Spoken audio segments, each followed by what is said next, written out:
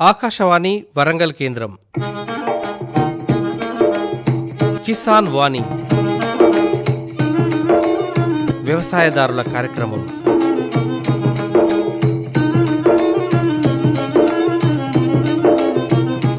ఈ కార్యక్రమాన్ని మీకు సమర్పిస్తున్నవారు కేంద్ర వ్యవసాయ మరియు రైతు సంక్షేమ మంత్రిత్వ శాఖ, భారత ప్రభుత్వం.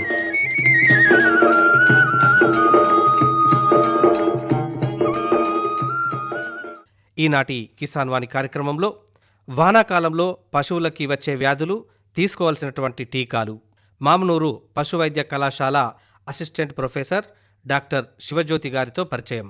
కార్యక్రమంలో ముందుగా వినండి కొన్ని వాణిజ్య ప్రకటనలు. సర్వోత్తమ రైతు పురస్కారం లభించింది హరికి. హరి, మీ విజయ రహస్యం ఏమిటో చెప్పండి. రైతు మిత్రులారా, మీరు కూడా మీ పొలాల్లో అధిక పంటను పండించగలరు. అదెలా? ఎప్పుడు ఏ సమస్య వచ్చినా వెంటనే కలపండి ఈ నెంబరు 1800-180-1551. ఇది ఎవరి నంబర్ బాబు? కిసాన్ కాల్ సెంటర్ది. అక్కడ విశేషజ్ఞులు మీ పొలం సమస్యలకు వెంటనే పరిష్కారం చెప్తారు. అదేంటయ్యా, విశేషజ్ఞులు అన్ని సమయాల్లోనూ దొరుకుతారా? తప్పకుండా దొరుకుతారు. ఏడాదిలో 365 రోజులును, అది కూడా ఉదయం 6 గంటల నుంచి రాత్రి 10 గంటల దాకా. మరైతే ఎక్కువసేపు మాట్లాడితే డబ్బు చాలా అవుతుందిగా. ఖర్చు లేనే లేదు. మొబైల్ పై గానీ ఇతర ఫోన్ తో కానీ కిసాన్ కాల్ సెంటర్ కి ఉచితంగా కాల్ చేయవచ్చు. సలహాకి కూడా ఖర్చుండదు. నిజంగా? 16 అనాల నిజం. రైతు సోదరులారా, పంట సమస్యల గురించి మీ భాషలో వెంటనే సమాధానం కోసం పూర్తి భారతదేశంలో ఏ ఫోన్ నుంచైనా జాతీయ హెల్ప్ లైన్ నంబర్ 1800-180-1551తో ఉచితంగా సంప్రదించండి. రైతు మిత్రుడు కిసాన్ కాల్ సెంటర్.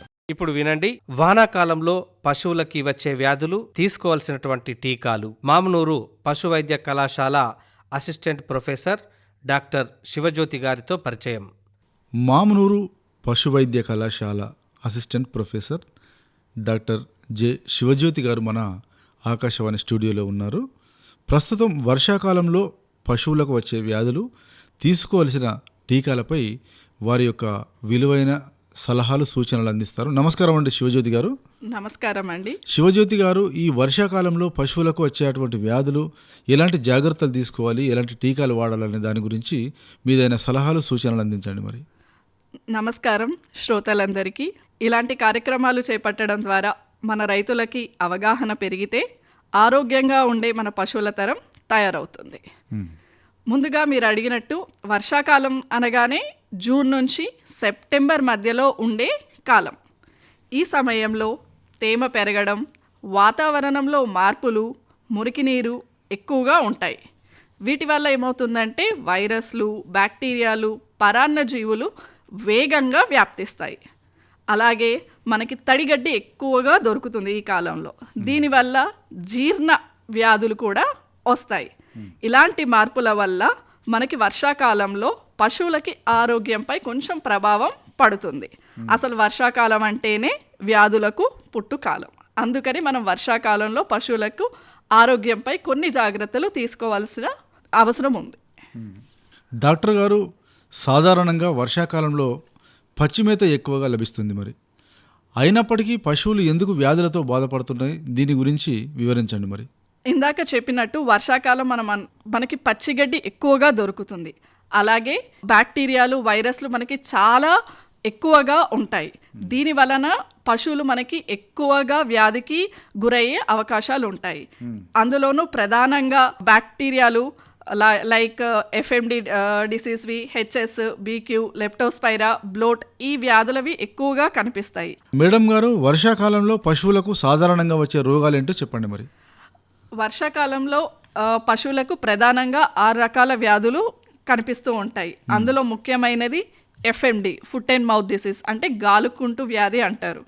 రెండవది హిమరేజిక్ సెప్టిసీమియా, మరోది ఎంటెరోటాక్సిమియా, బ్లాక్ వాటర్, లెప్టోస్పైరా, ఇంకా టిక్స్, లైస్ అంటే పరాన్నజీవుల వల్ల కొన్ని రోగాలు వస్తాయి. ఇవి ముఖ్యంగా వర్షాకాలంలో మనకి కనిపిస్తూ ఉంటాయి. ఇంకా డాక్టర్ గారు, ఎఫ్ఎండి వ్యాధి పశువులలో వచ్చినప్పుడు రైతులు ఎందుకు భయపడతారు, దాని గురించి వివరంగా చెప్పండి. మరి ఇందాక చెప్పినట్టు ఎఫ్ఎండి అంటే గాలి కుంటు వ్యాధి. అంటే ఇది ఒక వైరస్ వల్ల వచ్చే వ్యాధి. ఇది పశువుల నోరు, అడుగుల చుట్టూ పుళ్ళు తయారయ్యి పశువుకి విపరీతమైన నొప్పి కలుగుతుంది. దీనివల్ల నోట్లో పుళ్ళు ఉండటం వల్ల పశువు తినటం కూడా మానేస్తుంది. దీనివల్ల జ్వరం, పశువుకి విపరీతమైన జ్వరం రావటం వల్ల రైతుకి కొంచెం నష్టం వాటిల్లుతుంది. కాబట్టి ఇది మనం నివారించాలి అంటే దీన్ని కంపల్సరీగా ఏప్రిల్ అక్టోబర్లో మన పశుసంవర్ధక శాఖ టీకాలు ఇస్తారు. కంపల్సరీగా ఈ టీకాలు వేయించుకుంటే మనం ఈ వ్యాధిని నిరోధించవచ్చు. ఇది మళ్ళీ ఒక పశువు నుంచి ఇంకొక పశువు కూడా వేగంగా వ్యాప్తి చెందుతుంది. కాబట్టి ఒకసారి ఒక పశువుకి రైతుకు వాళ్ళ దగ్గర 4-5 పశువులు ఉన్నప్పుడు ఒక పశువుకు ఉంటే వెంటనే ఇంకొక దానికి వ్యాపిస్తుంది. దీని కారణంగా రైతులు వాళ్ళ దాంట్లో ఒక పశువుకు వచ్చినా వెంటనే భయపడుతూ ఉంటారు. కానీ మనం సకాలంలో టీకాలు తీసుకున్నట్టయితే ఈ వ్యాధిని కూడా మనం నిరోధించవచ్చు. ఇంకా డాక్టర్ గారు, ఈ హెమరాజిక్ సెప్టిమియా పశువుల్లో ఏం చేసి వివరించండి మరి. హెచ్ఎస్ హిమర్హేజిక్ సెప్టిసీమియా అంటారు. అంటే ఇది ఒక బ్యాక్టీరియా, పాస్చురెల్లా మల్టోసిడా అనే బ్యాక్టీరియా వల్ల ఈ వ్యాధి వస్తుంది. దీనివల్ల పశువుకి జ్వరం, మెడవాపు, ఉబ్బటం, ఊపిరి ఆడకపోవడం అన్నది మనకి బాగా కనిపిస్తుంది. ఎందుకంటే ఇది రెస్పిరేటరీ డిసీజ్. ఈ వ్యాధి ఏంటంటే ఒకసారి వచ్చిందంటే పశువుకి వేగంగా వ్యాపిస్తుంది. కాబట్టి ఇది కూడా మనం వర్షాకాలంలో చాలా జాగ్రత్త తీసుకోవాలి. వాతావరణంలో తేమ ఇవన్నీ ఉండటం, మళ్ళీ బ్యాక్టీరియా రెస్పిరేటరీ సిస్టంలో ఉండటం వల్ల వచ్చిన పశువుల నుంచి తొందరగా వ్యాప్తి చెందుతుంది. వచ్చిన పశువుకి అనారోగ్యంగా కూడా ఉంటుంది. దీనికి కూడా మనం ఏం చేయాలి అంటే వర్షాకాలంలో కాకుండా మేలోనే మనము టీకాలు వేయించుకున్నట్టయితే ఈ బ్యాక్టీరియా నుంచి కూడా పశువుని మనం కాపాడుకోవచ్చు. ఇంకా మేడం గారు, BQ అంటే బ్లాక్ క్వార్టర్, ఈ వ్యాధి అంటే ఏమిటి? ఈ వ్యాధిలో పశువులు నలుపుగా మారుతుందా? వివరించండి మరి. BQ అంటే బ్లాక్ క్వార్టర్. ఇది కూడా ఒక బ్యాక్టీరియా, క్లాస్ట్రీడియం చావియే అనే బ్యాక్టీరియా వల్ల వస్తుంది. ఇది ముఖ్యంగా చిన్న పశువుల్లో, యువ పశువులలో వస్తుంది. వ్యాధి సోకిన పశువుల్లో ఏమవుతుందంటే కాళ్ళు వాస్తాయి, నొప్పి, జ్వరం, చర్మం నలుపు రంగుగా మారుతుంది. అందుకని దీన్ని బ్లాక్ క్వార్టర్ అంటారు. దీనికి కూడా మనం హెచ్ఎస్ లాగానే మే ఆర్ జూన్ ఇలా వర్షాకాలం చలి సమ్మర్ అయిపోయే ముందు, వర్షాకాలం స్టార్ట్ అయ్యే ముందు దీనికి వ్యాక్సిన్ తీసుకుంటే ఈ వ్యాధిని కూడా మనం నివారించుకోవచ్చు. ఇంకా లెప్టోస్పైరోసిస్ అంటే ఏమిటి? దాని గురించి క్షుణ్ణంగా వివరించండి మరి. లెప్టోస్పైరోసిస్ అనేది కలుషిత నీరు ద్వారా వ్యాపించే బ్యాక్టీరియల్ వ్యాధి. వర్షాకాలంలో మనకి కలుషిత నీరు ఎక్కువగా ఉండటం వల్ల ఈ బ్యాక్టీరియా కూడా వేగంగా వ్యాపిస్తుంది. దీని వలన జ్వరం, మూత్ర సమస్యలు, గర్భస్రావం వంటి లక్షణాలు కనిపిస్తాయి పశువుల్లో. ముఖ్యంగా గర్భిణి అంటే సూడి పశువులు దీనికి ఎఫెక్ట్ అవుతాయి. దీనివల్ల ఈ బ్యాక్టీరియం వల్ల ఇన్ఫెక్షన్ వస్తే ఆ అనిమల్లో ఒకవేళ అది సూడిదైతే అబార్షన్ అయ్యే ఛాన్సెస్ కూడా ఉంటాయి.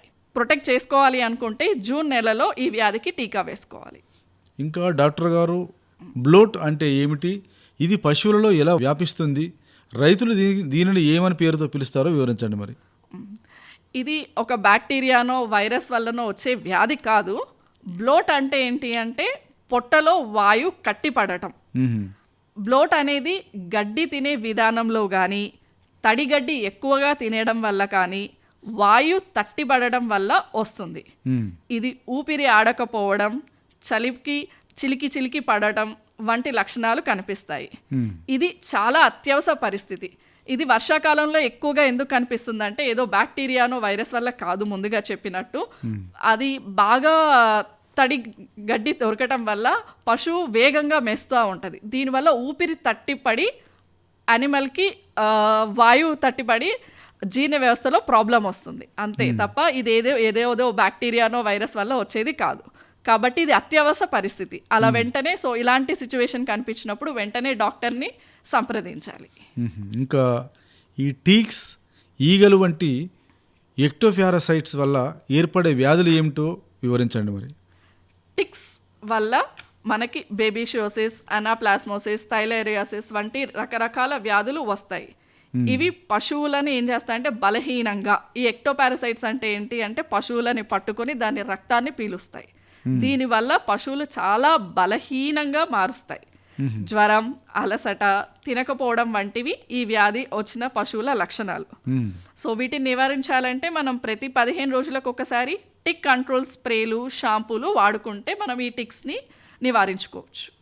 ఇంకా డాక్టర్ గారు, ఈ వర్షాకాలంలో గర్భధారణలో ఉన్న పశువుల సంరక్షణ అవసరమా? అప్పుడేం జాగ్రత్తలు తీసుకోవాలో చెప్పండి మరి.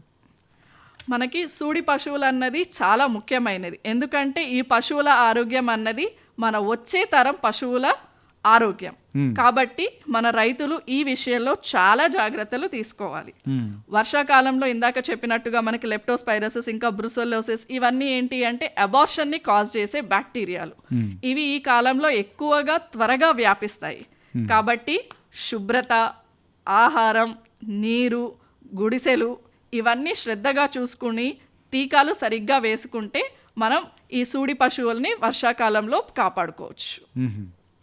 ఇంకా డాక్టర్ గారు, పశువులలో టీకాలు వేయించుకోవడం రైతులు ఎందుకు ముఖ్యంగా పరిగణించాలి? వాటి గురించి క్షుణ్ణంగా వివరించండి మరి. వ్యాధి వచ్చాక చికిత్స చేయించుకోవటం కన్నా నివారణ చాలా మెరుగైనది. Prevention is better than cure. అంటే మనకి వ్యాధి రాకముందుకే టీకాలు వేయించుకుంటే అసలు వ్యాధి అనేది రాదు. లైక్ ఇప్పుడు ఇందాక చెప్పినట్టు ఎఫ్ఎండి కోసం ఏప్రిల్, అక్టోబర్లో అంటే సంవత్సరానికి 2 సార్లు, హెచ్ఎస్బిక్యూ, బ్లాక్ వాటర్, హిమరేజిక్ సెప్టిసిమియాకి మే, జూన్లలో, లెప్టోస్పైరాకి జూన్లో, ఇలా సకాలంలో టీకాలు తీసుకుంటే వ్యాధి అనేది అసలు రాకుండా మనం కాపాడుకోవచ్చు. ఇంకా మేడం గారు, ఎంటెరోటాక్సిమియా అంటే ఏమిటి? ఇది వర్షాకాలంలో ఎక్కువగా ఎందుకు వస్తుంది? లక్షణాలు, నివారణ, చికిత్స గురించి వివరించండి మరి. ఈ వ్యాధి చాలా ముఖ్యమైనది. దీన్ని రైతులు చిటిక రోగం అని కూడా అంటారు. చిటుక అంటే ఇలా మనం చిటికేసిన టైంలోనే ఆ పశువు అన్నది చనిపోవడం, అంటే వ్యాధి వచ్చిన తర్వాత మనం గుర్తించే లోపే పశువు చనిపోతుంది. అందుకని దీన్ని చిటుక రోగం అని పిలుస్తారు. ఈ వ్యాధి క్లాస్ట్రీడియం పర్ఫరెన్జెన్స్ టైప్ డి అనే బ్యాక్టీరియా, అంటే ఒక సూక్ష్మజీవి వలన వస్తుంది. ఇది సాధారణంగా మేక కడుపులో ఉండే సూక్ష్మజీవి. కానీ కొన్ని పరిస్థితుల్లో ఏమవుతుందంటే ఇది టాక్సిన్స్ ని రిలీజ్ చేస్తుంది, ఎప్సిలాన్ టాక్సిన్ అన్నది. సో ఇవి ఈ వర్షాకాలంలో ఎక్కువగా పెరిగిపోవటం వల్ల ఆ టాక్సిన్ వలన ఈ డిసీజ్ ఎంటెరోటాక్సిమియా అన్నది వస్తుంది. వర్షాకాలంలో ఏమవుతుంది, మనకి ఆకుపచ్చ గడ్డి ఎక్కువగా దొరుకుతుంది. దీనివల్ల పశువులు ఓవర్ ఈటింగ్, ఎక్కువగా తినేయటం వల్ల జీర్ణ వ్యవస్థపై ఒత్తిడిని కలిగించి ఈ సూక్ష్మజీవిని ఇంకా వేగంగా పెరగడానికి సహాయపడతాయి. చిన్న మేకలు, వేగంగా పెరుగుతున్న మేకల్లో ఇది ఎక్కువగా కనిపిస్తుంది. ఇక ఈ వ్యాధి లక్షణాలకు వస్తే, ఈ వ్యాధి చాలా వేగంగా ప్రాణాలు పోగొట్టే విధంగా ఉంటుంది. ముఖ్యంగా లక్షణాలు ఇందాక చెప్పినట్టు చిటికేసిన సమయంలోనే పశువు చచ్చిపోతుంది, అకస్మాత్తుగా మరణించటం ఈ వ్యాధి యొక్క ముఖ్యమైన లక్షణం. ఇంకా పొత్తి కడుపు ఉబ్బి, నొప్పి పుట్టినట్టు ఉంటుంది. అంతే, ఈ లక్షణాలు కనిపించిన వెంటనే మనకి పశువు చనిపోవడం జరుగుతుంది. ఇక జాగ్రత్తలకు వస్తే, ఆకుపచ్చ లేదా ధాన్యాలు ఒక్కసారిగా ఇవ్వకుండా, అంటే ఫుడ్ని ఒకటేసారి మార్చకుండా దాని డైట్లో కొద్దిగా మార్పులు చేస్తూ ఉంటే దాని జీర్ణ వ్యవస్థ దానికి అలవాటు పడి ఇది తగ్గించవచ్చు. ఇంకొకటి, వర్షాకాలం మొదలయ్యే ముందే క్లాస్ట్రీడియం వ్యాక్సిన్ తీసుకోవాలి. ఈ వ్యాక్సిన్ తీసుకుంటే ఈ చిటిక రోగాన్ని మనం నివారించవచ్చు. ఇంకా డాక్టర్ గారు, ఈ ఫుట్ రాట్ అంటే ఏమిటి? దీన్ని ఎలా నివారించాలి? దాని గురించి వివరించండి మరి. ఇది కూడా బ్యాక్టీరియా వల్ల కలిగే ఒక రోగం. ఇది మేకల్లో ఎక్కువగా కనిపిస్తుంది. ఇది పాదాల్లో, ఫుట్ రాట్, ఫుట్ అంటే పాదాల్లో, ఇది పాదాల్లో ఎక్కువగా ఉంటుంది. ఎందుకంటే వర్షాకాలంలో మనకి తడి నేల ఎక్కువగా ఉండి ఆ పశువు బురదల్లో, మన పశువుల కొట్టాల్లో తిరిగినప్పుడు ఏమవుతుందంటే ఆ గిట్టల్లో ఇవి బ్యాక్టీరియా చేరుకొని ఇది పాదాల్లో వాపు, పుండ్లు అయ్యేలా చేస్తుంది. ఈ తడి నేల, మురికి ప్రాంతాలు మేజర్గా ఈ బ్యాక్టీరియా పెరగడానికి కారణం. దీనివల్ల గొర్రెల్లో నడవలేకపోవడం, మేత తినకపోవడం వంటివి జరుగుతాయి. దీన్ని మనం నివారించుకోవడానికి ఏం చేయొచ్చు అంటే, సింపుల్ టెక్నిక్, కాళ్ళని ఔషధంలో ముంచడం, పరిశుభ్రంగా ఉంచుకోవడం, కాళ్ళ గాయాలకు త్వరగా చికిత్సను అందించడం వల్ల మనం దీన్ని నివారించవచ్చు. ఈ డైరీ రైతులకు పాలు ఇస్తున్న పశువులలో అత్యంత ఆందోళన కలిగించే వ్యాధి ఉంటే చెప్పండి మరి. మనకి పాలిచ్చే పశువులు ఆరోగ్యాన్ని కాపాడుకోవడం ఈ వర్షాకాలంలో అత్యంత అవసరం. ఇందులో మేజర్గా వచ్చే డిసీజ్ మాస్టైటిస్. ఇది పశువుల్లో ఎక్కువగా ఏమవుతుందంటే అడ్డర్ అనేది వాపు, వాపు అంటే ఇన్ఫ్లమేషన్ ఆఫ్ అడర్ని మాస్టైటిస్ అంటాము. దీనివల్ల ఏమవుతుందంటే పశువులు పాల గుణాన్ని మార్చేస్తాయి, పాలు ఇవ్వటం తగ్గుతుంది, ఉదర గ్రంథాల్లో తాకినప్పుడు దానికి నొప్పి, కొన్నిసార్లకి పశువుకి జ్వరం, పాల పరిమాణాన్ని మారిపోవడం, తగ్గడం, జంతువులు నడవడానికి ఇబ్బంది పడడం వంటివి కనిపిస్తాయి. మాస్టైటిస్ చికిత్సని ఎప్పుడూ ఆలస్యం చేయకూడదు, ఎందుకంటే అది పాలిచ్చే పశువులు కాబట్టి మనం దాన్ని వెంటనే ట్రీట్మెంట్ చేసుకుంటే రైతుకి నష్టం అనేది తక్కువగా జరుగుతుంది. ఇది పాలు ఇచ్చే గ్రంథిని శాశ్వతంగా మూసేయచ్చు. ఒకవేళ ట్రీట్మెంట్ కనుక లేట్ అవుతే ఆ టీత్స్ అన్నవి మొత్తం బ్యాక్టీరియాతో క్లాగ్ అయిపోయి అసలు పాలు అందులో నుంచి పాలు రావటం మొత్తం పూర్తిగా కూడా తగ్గిపోవచ్చు. కాబట్టి మనం దీన్ని వెంటనే డాక్టర్ని సంప్రదించి ట్రీట్మెంట్ తీసుకోవాలి. ఇంకా మేడం గారు, వర్షాకాలంలో రైతులు తీసుకోవాల్సిన సమగ్ర సస్యరక్షణ మరియు నిర్వహణ చర్యలు ఏంటో చెప్పండి. మరి ఇంతటి వరకు మనం మాట్లాడుకున్న అంశాలు, వర్షాకాలంలో మనకి వచ్చే డిసీజెస్ ఏంటి, మేజర్గా బ్యాక్టీరియల్ డిసీజెస్ మొత్తం చెప్పుకున్నాము. ఇవి కాకుండా అసలు ఓవరాల్గా ఏ జాగ్రత్తలు తీసుకుంటే మనం పశువుల్ని వర్షాకాలంలో కాపాడుకోవచ్చు, అందులో ముఖ్యమైనది ఏంటి అంటే శుభ్రతే ఆరోగ్యానికి మొదటి మెట్టు. కాబట్టి పశువులను తడిమట్టి, వర్షం నుంచి కాపాడుకోవటం, ఆరోగ్యకరమైన ఆహారం ఇవ్వటం, తడి గడ్డి మాత్రమే కాకుండా పొడి గడ్డితో కలిపి ఇవ్వటం, సకాలంలో టీకాలు వేయటం, ఇలా టిక్స్, ఎక్టోపారసైట్స్ ఉన్న దగ్గర వాటిని రెగ్యులర్గా చెక్ చేసుకొని మందులు వాడడం, రోగ లక్షణాలు కనిపించిన వెంటనే డాక్టర్ని సంప్రదించడం, ప్రభుత్వం అందిస్తున్న వ్యాధి నిరోధక కార్యక్రమాలను వినియోగించుకోవడం చేయటం వల్ల మనం పశువుల్ని వర్షాకాలంలో కాపాడుకోవచ్చు. వరంగల్ జిల్లా రైతులకు మంచి సలహాలు సూచనలు అందించారు. మీ సలహాలు సూచనలు జిల్లా రైతులు పాటించి మంచి పశువులు, ఆరోగ్యకరమైనటువంటి పశువులను పెంచుతారని కోరుకుంటూ ధన్యవాదాలండి. నమస్కారం. ధన్యవాదాలు. ఇంతవరకు వానాకాలం పశువులకి వచ్చే వ్యాధులు, తీసుకోవాల్సిన టీకాలు, మామునూరు పశు వైద్య కళాశాల అసిస్టెంట్ ప్రొఫెసర్ డాక్టర్ శివజ్యోతి గారితో పరిచయ కార్యక్రమం విన్నారు. కార్యక్రమంలో మరికొన్ని వాణిజ్య ప్రకటనలు విందాం. ప్రధానమంత్రి కిసాన్ సమ్మాన్ నిధి ఈ పథకం కింద 2 హెక్టార్ల వరకు పొలం కలిగిన రైతుల కుటుంబాలకు ఏడాదికి 6,000 రూపాయలు చెల్లించడం జరుగుతుంది. అది అర్హత గల రైతులకు 2,000 రూపాయల చొప్పున 3 వాయిదాల్లో నేరుగా వారి ఖాతాల్లో జమ చేయబడుతుంది. ఈ సన్న చిన్నకారు రైతుల కుటుంబాలను రాష్ట్ర ప్రభుత్వాలు ఎంపిక చేస్తున్నాయి. ఈ పథకం యొక్క పూర్తి ఖర్చును భారత ప్రభుత్వం భరిస్తోంది. ప్రధానమంత్రి కిసాన్ సమ్మాన్ నిధి రైతుల వ్యవసాయానికి సరికొత్త గౌరవం. వ్యవసాయ మరియు రైతు సంక్షేమ మంత్రిత్వ శాఖ, భారత ప్రభుత్వం ద్వారా జనహితార్థం జారీ. ఇప్పుడు వినండి, సేంద్రియ ఎరువులతో మొక్కజొన్న సాగులో అనుభవాలు. ధర్మసాగర్ మండలం మల్లకుపల్లి గ్రామ రైతు చాగంటి శ్రీనివాస్ గారితో పరిచయం. పరిచయకర్త హర్షం సదానందం. నమస్కారం అండి శ్రీనివాస్ గారు. నమస్కారం సార్. మొక్కజొన్న పంటను పండించాలంటే ఎలాంటి జాగ్రత్తలు తీసుకోవాలి? ఈ మొక్కజొన్న పంటలో మెలకుల గురించి మన యొక్క రైతులకు చెప్పండి. మరి మొక్కజొన్న సాగు చేసే ముందు భూమిని పొడిగా దున్ని దానిలో ఎరువులు, ఈ రసాయనిక ఎరువులు కాకుండా సేంద్రియ ఎరువులు వాడితే బాగుంటుంది. కానీ ఇప్పుడున్న పరిస్థితులలో పశువులను సరిగా రైతులు సాధలేని పరిస్థితి ఏర్పడింది. వరి కోయాలంటే యంత్రాలు రావడం వలన గడ్డి పశువులకు దొరకని పరిస్థితి ఏర్పడింది. ఆ విధంగా పూర్వకాలంలో అంటే పెండ వేసి పండించే వాళ్ళు, రసాయనిక ఎరువులు లేకుండానే పండించేవాళ్ళు. కానీ ఇప్పుడు రసాయనిక ఎరువులు లేకుండా అంటే ఏ పని అయినా కూడా సున్నితంగా ఎలా తీసుకోవాలనే విధంగా పత్తికైనా, మొక్కజొన్నకైనా, వరికైనా, దేనికైనా కూడా ఈ గడ్డిని చంపే మందులని తేవడం వల్ల ఆ మందులు రైతులకు మాకు తెలియకుండా వరికేసేది మొక్కజొన్నకు, మొక్కజొన్నకేసేది మొక్కజొన్నకేసేది పత్తి కొట్టడం వల్ల అది సరిగా ఉపయోగపడలేకపోతుంది. ఇప్పుడు నేను మొన్న మొక్కజొన్న వేసినప్పుడు ఏమైంది, గడ్డి మందు ఇవ్వమని చెప్పినాం. దాంట్లో నేను ఎంత భూమి సదను చేసినప్పటికీ చెవుకాయను గునుగు బాగా ఉండేది మా దాంట్లో.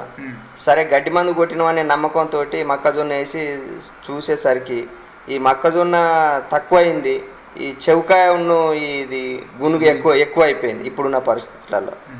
గడ్డి మందు వేసుకోవడం వల్ల భూసారం ఏమైనా దెబ్బతినే అవకాశం ఉంటుంది?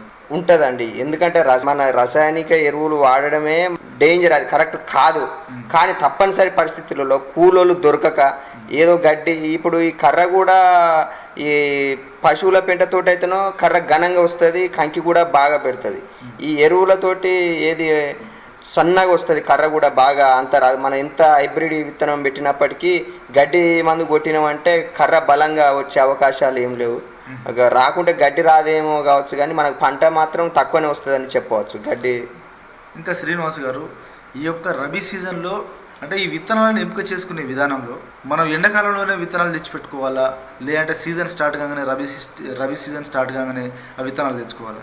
మనం రబీ సీజన్ స్టార్ట్ కాగానే తెచ్చుకుంటే బాగుంటుంది అనేది నా ఉద్దేశం మాత్రమే.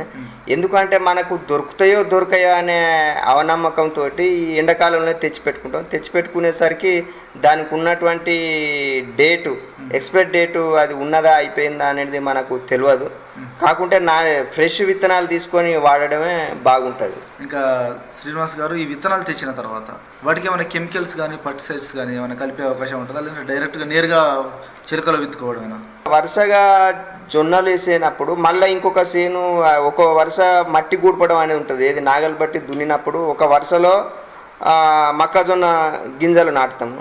మళ్ళీ దాన్ని కూడిపోయే క్రమంలో పక్కకు డిఏపి కలిపి మందు, డిఏపి కానీ 2020 కానీ గ్రోమర్ కానీ అవి కలిపి వేస్తారు. దానివల్ల కొంచెం పక్కకు గింజ వచ్చేటప్పుడు కొంచెం బలంగా వచ్చే అవకాశాలు ఉంటాయి. విత్తనాలు విత్తిన తర్వాత ఎన్ని రోజులకు మనకు మొలకలు కనిపిస్తాయి? వారం 10 రోజులలో మొలకలు వస్తాయి. వచ్చిన తర్వాత వాటికి ఎలాంటి జాగ్రత్తలు తీసుకోవాలి? ఇప్పుడు కాండం తొలిచే పురుగు కానీ ఒక పురుగు కొట్టిస్తుంది దాన్ని, అలాంటి దానికి ఎలాంటి జాగ్రత్తలు తీసుకుంటారు? అలాంటి రాకుండా ఈ విష గుళికలు ఏది మాది కంటే ఇండియన్ గోల్ చిమ్మడ గోళీలు అంటారు, అది ఆ మందు వాడతాము. కానీ ఇప్పుడున్న పరిస్థితుల్లో ఏమైందంటే అంత బీటీ సీడ్స్ రావడం వల్ల ఈ పక్కకు పత్తి చేను ఉంటే పత్తిని బీటీ తినేది అంటది. కాబట్టి ఆ ఇప్పుడు పురుగులు కూడా అవి కూడా తెలియకలు అయిపోయినాయి. మనుషులే తెలియకలు ఇంజనీర్లు అయిన్లు అని మనం అనుకుంటున్నాం తప్ప ఇప్పుడు ప్రజెంట్ మాకు కంకి చేతికి వచ్చింది. ఆ కంకిలో గింజలు తినకుండా పురుగు, పచ్చ పురుగు అనేది లోపల బెండు నొలుచుకొని తింటున్నది. అంటే ఇప్పుడున్న క్రమంలో మనం పైన మందులు వేస్తున్నాం ఓకే, తర్వాత పంపు మందు కొడుతున్నాం ఓకే, కానీ కర్రను మొక్కజొన్న కర్ర లోపల కంకిని బూజు తెచ్చి కొట్టలేము కదా. ఆ ఇప్పుడు నూతనంగా ఆ విధంగా వస్తున్నది. దానికి మరి ఎలాంటి మందులు కొట్టాలో మాకు అర్థం కాని పరిస్థితే ఉన్నది. ఇంకా శ్రీనివాస్ గారు, ఈ యొక్క విత్తనాలు విత్తిన తర్వాత, మొక్కజొన్న విత్తనాలు విత్తిన తర్వాత మనం వీటికి ఎప్పటి నుంచి మందులు పిచికారీ చేయాలి? మందు అనేది ఎలాంటి మందులు పిచికారీ చేస్తే బాగుంటుంది? పక్కోడు ఏం కొడతాడో చూడాల్సి వస్తుంది. 2 ఫర్టిలైజర్ షాప్ల దగ్గరకు ఉంటే ఒక ఫర్టిలైజర్ షాప్ అయిన దగ్గరికి పోతే ఈ మందు కొడితే పోతుంది అని అంటున్నాడు, ఇంకో ఫర్టిలైజర్ షాప్ అయిన దగ్గరికి పోతే ఇంకో మందు కొడితే బాగుంటుంది అని అంటాడు. ఈ విధంగా ఈ రైతులకు మాకు అవగాహన అనేది లేకుండా పోతుంది, ఏ మందు కొట్టాలి ఎలా అనేది. ఇప్పుడు ఉదాహరణ మా ఫ్రెండ్ సదానందం అని ఉన్నాడు, ఆయన ఏం చేస్తాడు, ఏ మందు ఏం పని చేయదన్నా యూరింత కలుపు, డిఏపి ఇంత కలుపు, అమ్మని ఇంత పొటాష్ ఇంత కలుపు పెట్టి కొట్టు పని చేస్తుంది అంటాడు. నిజంగా మరి అట్లా కొట్టి చూస్తే అది పని చేస్తుంది. ఏం చేయాలి అంటే రైతుకు ఇష్టం వచ్చిన రకాలుగా ఏదో ఒకటి మోనోక్రోటోఫాస్ కొట్టినాం పని చేస్తలేదు, పని చేసింది అనుకో మళ్ళీసారికి అదే తెచ్చి కొడతాను. అది ఒకవేళ అది పని చేయదనుకో ఇంకో మందు వాడతాను. ఆ విధానంగా రసాయనిక ఎరువులు వాడుతున్నాం సార్. ఇంకా శ్రీనివాస్ గారి యొక్క మనం మొక్కజొన్నను వేసుకున్న తర్వాత మొక్కజొన్న పంట అనేది ఎన్ని సంవత్సరాలు, ఎన్ని రోజులకు తీసుకోవచ్చు? దాంట్లో సీడ్ని బట్టి ఒకటి ఉన్నది సార్. ఒకటి పైనీరు గంగా కావేరి అని ఉన్నది. దాంట్లో 3 నెలల తర్వాత ఒకటి పంట చేతికి వచ్చేది ఒకటి ఉంటుంది, 4 నెలల వరకు పంట చేతికి వచ్చేది ఒకటి ఉంటుంది, ఒకటి నీళ్ళ కోర్చుకునే తత్వం ఒకదానికి ఉంటుంది, నీళ్లు లేకుండా కూడా పండేది ఇంకొకటి ఉంటుంది సార్. ప్రధానంగా ఈ మొక్కజొన్న పంట ఎప్పటి నుంచి పండిస్తున్నారు? ప్రధానంగా నేను వ్యవసాయం చేయబట్టి మా ఫాదరు చనిపోయినప్పటి నుండి ఎంతో కొంత నేను వ్యవసాయం మీద శ్రద్ధ చూపుతున్నా సార్.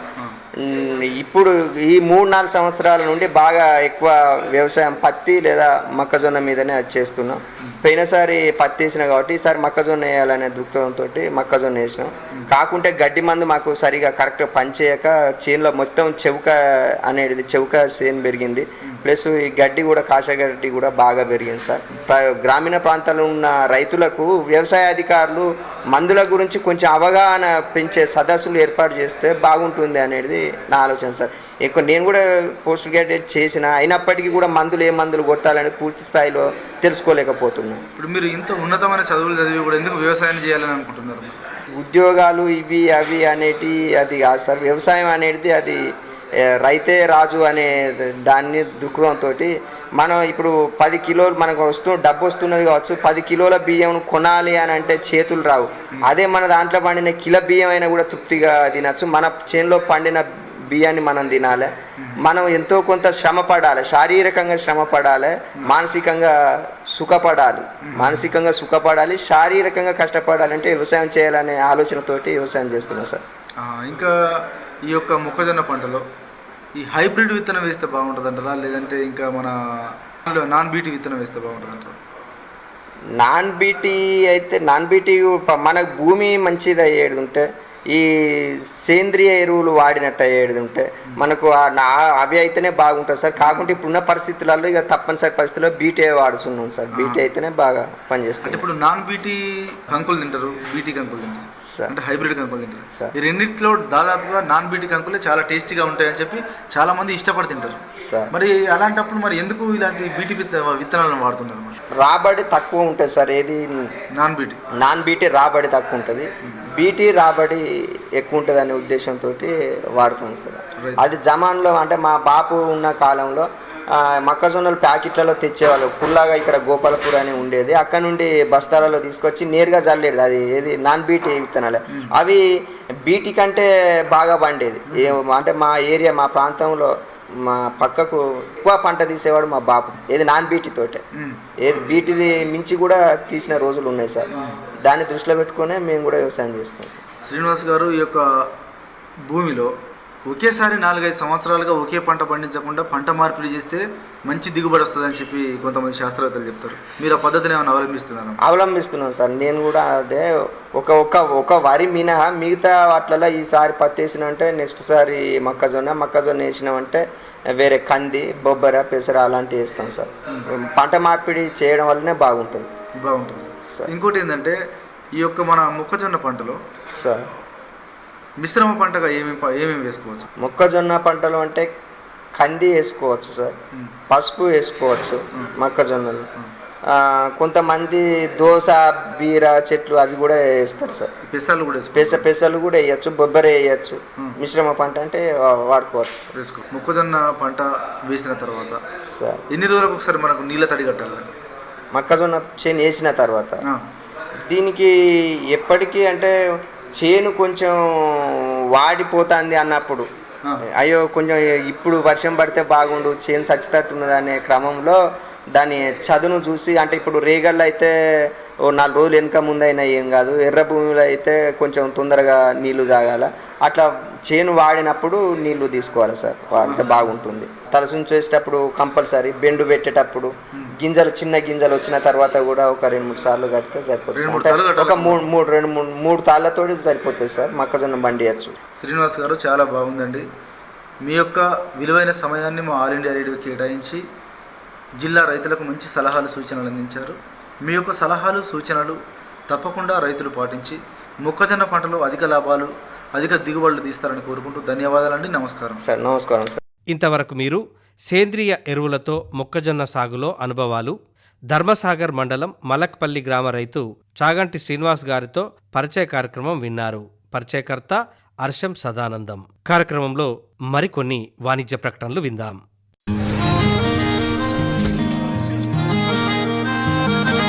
क्या बात है भाई, आजकल तो काफी खुश नजर आ रहे हो। क्यों ना हो, अब मैं ऑर्गेनिक खेती जो कर रहा हूँ ये पूरा प्राकृतिक है, ऑर्गेनिक है। इसमें हमारे खेत, हमारी फसल और हमारी जेब सब फायदे में होते हैं और इसमें लागत भी कम है। जी हाँ, आप भी ऑर्गेनिक खाद का प्रयोग करें, अपनी फसल और मिट्टी को तंदुरुस्त बनाएं और आपकी आमदनी में इजाफा करें। अधिक जानकारी के लिए किसान call centre toll free number 1800-180-1551 पर कॉल करें और लॉग ऑन करें kisan.gov.in और farmer.gov.in। कृषि और किसान कल्याण मंत्रालय द्वारा किसान हित में जारी।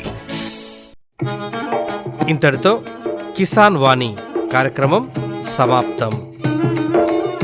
ఈ కార్యక్రమాన్ని సమర్పించినటువంటి వారు కేంద్ర వ్యవసాయ మరియు రైతు సంక్షేమ మంత్రిత్వ శాఖ, భారత ప్రభుత్వం.